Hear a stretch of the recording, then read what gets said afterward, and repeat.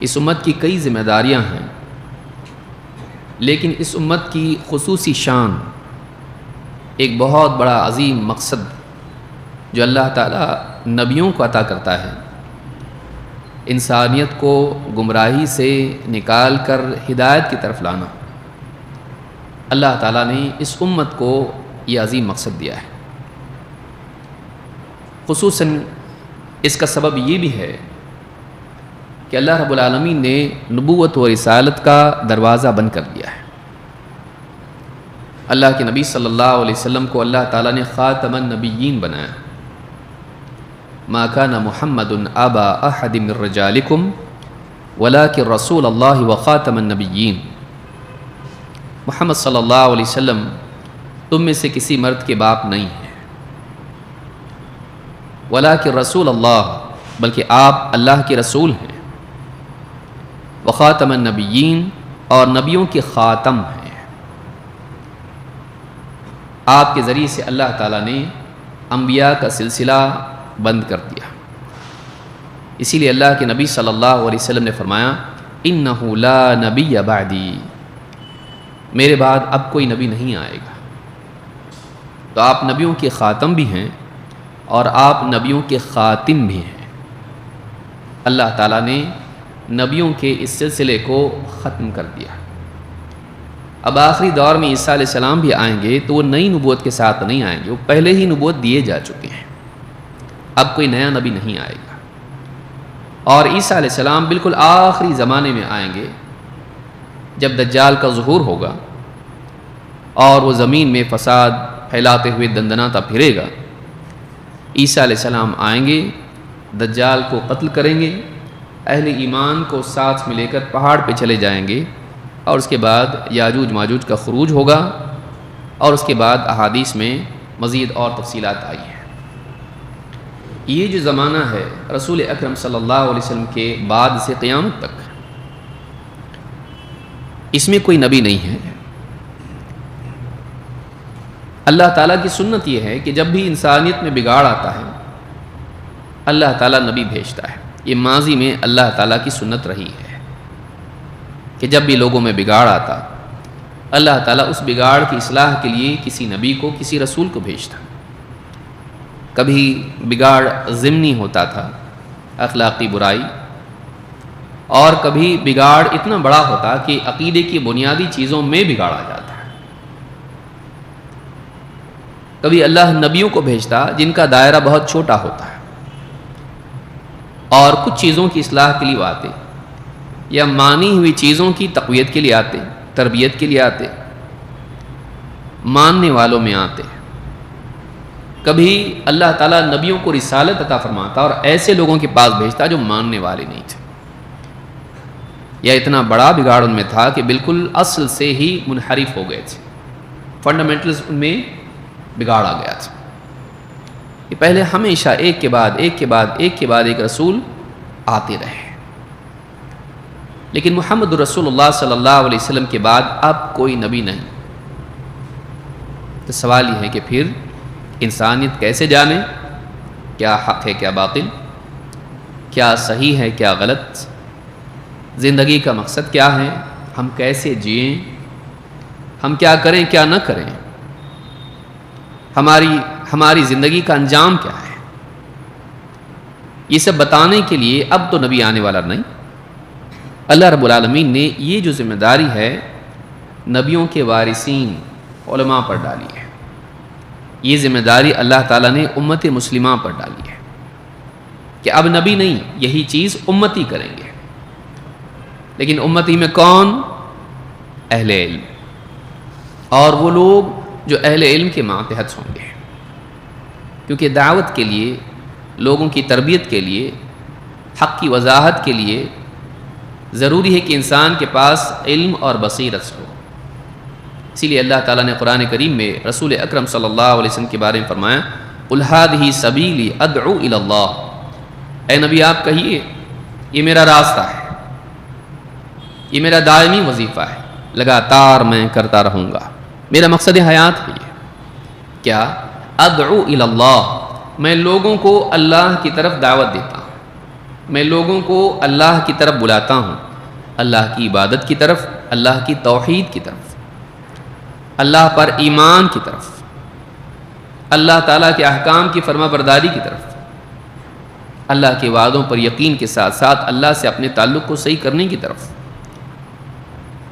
ادعو الی اللہ، میں اللہ کی توحید کی طرف لوگوں کو بلاتا ہوں، علی بصیرت، بصیرت کی بنیاد پر، گہرے علم، دلیل اور حکمت کے ساتھ، گہرے علم کے ساتھ، دلائل کے ساتھ اور حکمت اور سوجھ بوجھ کے ساتھ، علی بصیرت، انا ومن اتبعنی، میں بھی اور میری اتباع کرنے والے بھی۔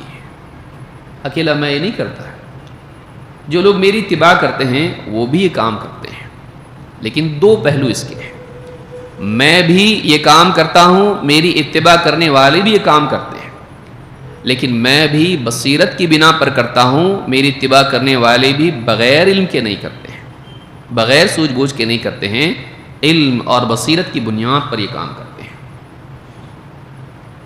وَسُبْحَانَ اللَّهِ وَمَا أَنَا مِنَ الْمُشْرِكِينَ، اور سبحان اللہ، میں مشرکین میں سے نہیں، کہ اپنی طرف سے براءت کا اعلان، اپنی طرف سے جہاں مثبت انداز میں بات ہو اس کے منفی پہلو کو بھی بیان کیا جائے۔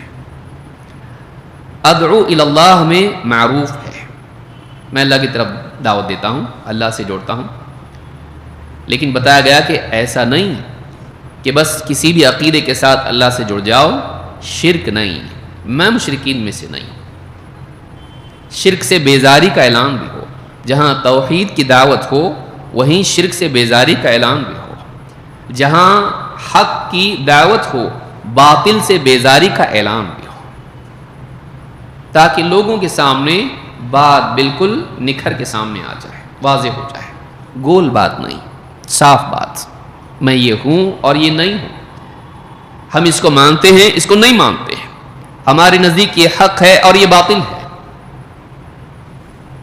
تو یہاں جو بنیادی بات بیان کی گئی، علی بصیرت،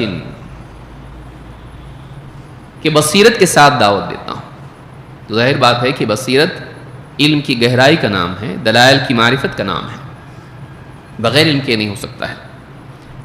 یہاں یہ بھی ہے کہ میں دائمی طور پر یہ کام کرتا ہوں،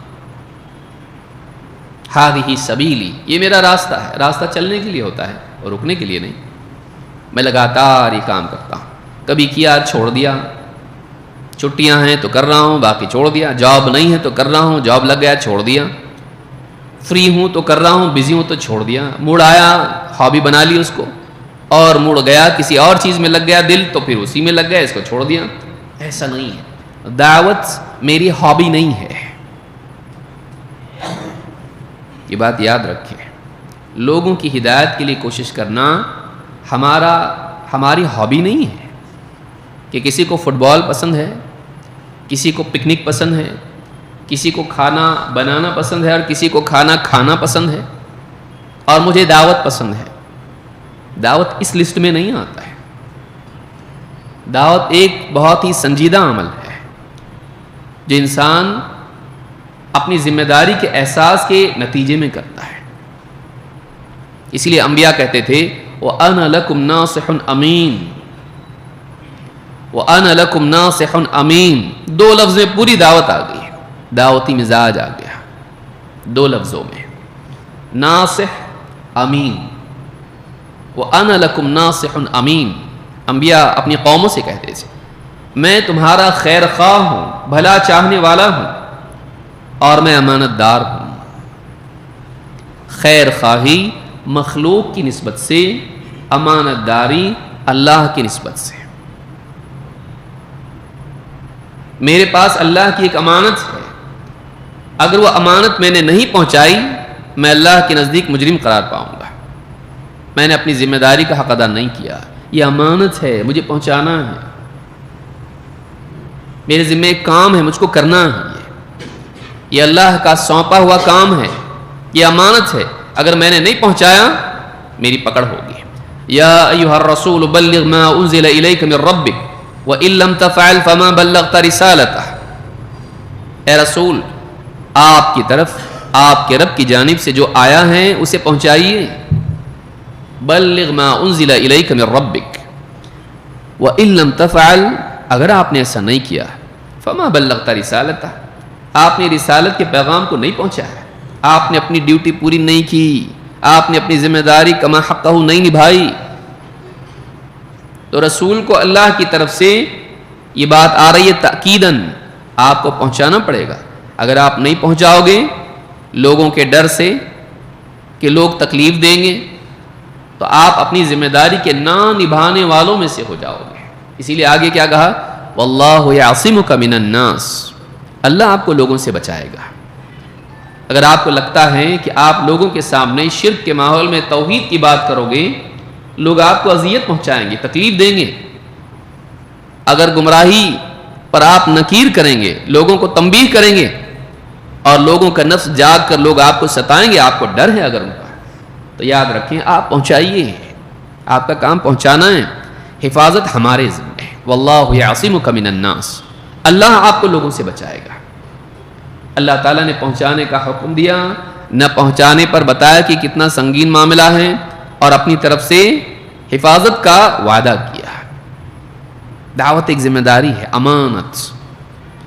اور دعوت دوسری طرف سے مخلوق کی نسبت سے یہ خیر خواہی ہے کہ لوگ حق نہیں جان رہے ہیں، لوگ شرک میں پڑے ہوئے ہیں، لوگ بدعات میں پڑے ہوئے ہیں، لوگ اپنی زندگی کا مقصد نہیں جان رہے ہیں، لوگ حق نہیں جان رہے ہیں. کون بتائے گا ان کو؟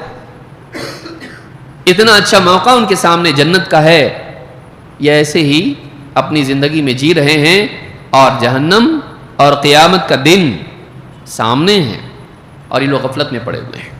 فَفِرُّوا إِلَى اللَّهِ إِنِّي لَكُمْ مِنْهُ نَذِيرٌ مُبِينٌ، دوڑو اللہ کی طرف، میں اللہ کی طرف سے تمہیں خبردار کرنے کے لیے آیا ہوں. یہ ہابی نہیں ہے، ایک بہت سنجیدہ عمل ہے. ایک ذمہ داری کا احساس سے انسان لوگوں کے سامنے حق پیش کرتا ہے، لوگوں کی بھلائی چاہتا ہے اور اللہ سے ڈرتے ہوئے کرتا ہے. لوگوں کا بھلا چاہنا اور اللہ تعالیٰ کی پوچھ، اس کی پکڑ کے احساس کے ساتھ لگے رہنا، یہ دائی ہے، اس کو دائی بولتے ہیں. سردی، گرمی، بارش، بیماری، صحت، خوشی، غم، راحت، تکلیف، ہر حال میں لگے رہو. کیوں؟ ذمہ داری ہے تمہاری. کس نے ڈالی ذمہ داری؟ رب العالمین نے، اللہ تعالیٰ کی طرف سے یہ ذمہ داری ہے.